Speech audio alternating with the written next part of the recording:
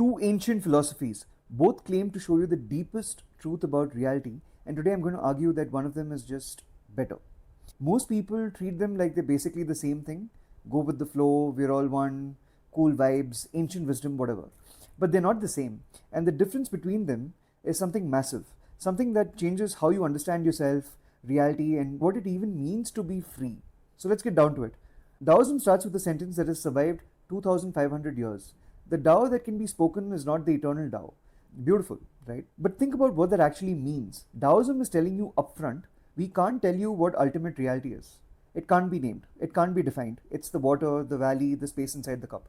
Advaita Vedanta looks at that and says, no, we'll tell you exactly what it is. Ultimate reality is pure awareness, Brahman, which means unfiltered, unchanging awareness. And the crazy thing is, that's what you are. Not what you're trying to be, not what you're aligning with, what you already are. So Taoism sometimes points at this, but it's never quite clear. But the Advaita tradition grabs you by the shoulders and says, this is it. You are pure awareness or Brahman already. Now, this is where it gets really interesting because both of these systems are trying to get you to see something. Advaita gives you a method. A philosopher named Adi Shankaracharya, one of the sharpest minds in human history, said, you're not your body because you can observe your body. The observer can't be what it is observing.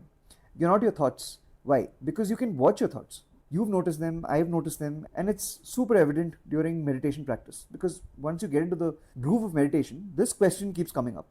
Who's doing the noticing? Who's watching these thoughts? Keep going down that rabbit hole and you end up someplace that can never be the object and you can't deny its existence. Pure witness awareness. That is you. Not the mind, not the body. You're the witness. You're Brahman. Taoism takes a different approach. Especially in a text called the Zhuangzi, it questions your certainty, your confidence around what constitutes reality. There's a story where a man wakes up and asks, was I just a man dreaming I was a butterfly? Or am I a butterfly dreaming I'm a man? It's profound. It cracks your assumptions open because the story is trying to show you the lack of difference between dream and reality. But then it just leaves you there. There's no ladder, no next step, just that crack. Now the problem is, once your assumptions crumble, you need some direction to go looking for the new truth. Otherwise, these assumptions will just bounce back. Advaita gives you the crack and the ladder, which brings me to my next point. Every philosophy has a final destination. Advaita's is called moksha, which is liberation, and it's razor sharp. You're not trying to become something new, you're not trying to achieve a state, you're trying to see through a mistake. The mistake of thinking you're a separate, limited self. The problem even has a name, ignorance or avidya, and the solution is knowledge. Now, it's not the sort of knowledge that we've accumulated, like facts and societal beliefs and concepts. Knowledge here means unlearning, being able to see clearly without the burden of old knowledge. And the moment you see clearly, you're free. Now, Taoism's endgame is sort of hazier. It is harmony with the Tao, effortless action, which is Wu Wei, going with the flow of nature, being like water, which sounds incredible. But ask Taoists what the actual final destination looks like, and you get different answers. Some say psychological peace, some say mystical union, some later traditions talk about immortality. Advaita doesn't have that problem. The destination is defined, the problem is defined, the solution is defined. In philosophy, precision matters. Precision is what gives the philosophy gravity and importance, because only then can a philosophy hold up under intense inquiry. Now, the biggest difference between these two traditions is just a couple of words, but they're important. Taoism says align with reality. Advaita says you are reality. In Taoism, there's still a you and there's the Tao, and spiritual life is about bringing them into harmony. Even at the highest level, there's a relationship. Advaita collapses that completely. There's no relationship because there are not two things. There is only Brahman. What you call you is Brahman looking at itself through a temporary lens. That's not alignment. That is a boundless sort of identity. And logically, if you're trying to build a non-dual philosophy, a philosophy that says reality is ultimately one, identity is a more complete destination than alignment. Because alignment still has two sides. Now, a lot of people take to Taoism because it's practical and very understandable.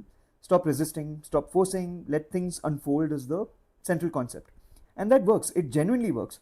Millions of people have found peace through Taoist ideas. But Advaita does something Taoism doesn't fully do. It explains suffering rather than just attempting to dissolve it. Advaita has a concept called Maya, which is basically illusion. But more precisely, it means this. The world is real, but it's not the whole story. It's not the deepest layer. For example, when you mistake a rope for a snake in the dark, the fear you feel is very real. The snake is not real because it's actually a rope. This is how Advaita answers hard questions. Why does suffering feel so real if you're already free? Because of misidentification. Why does ignorance persist even when we've heard the truth? Because understanding at the level of words is not the same as understanding at the level of being and noticing.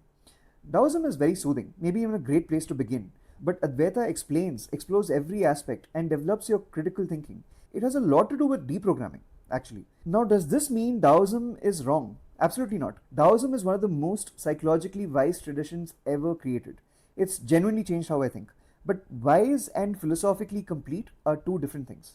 Advaita actually tells you what the absolute is, builds a method to reach it. It explains the whole human condition, the confusion, the suffering, the search, all within one coherent framework. Is a remarkable achievement, and it deserves to be taken seriously. Now you can ask yourself this fun question: do you want to flow with reality, or do you want to be reality? By the way, if this kind of thing appeals to you, please subscribe, and I'll keep putting out videos every week.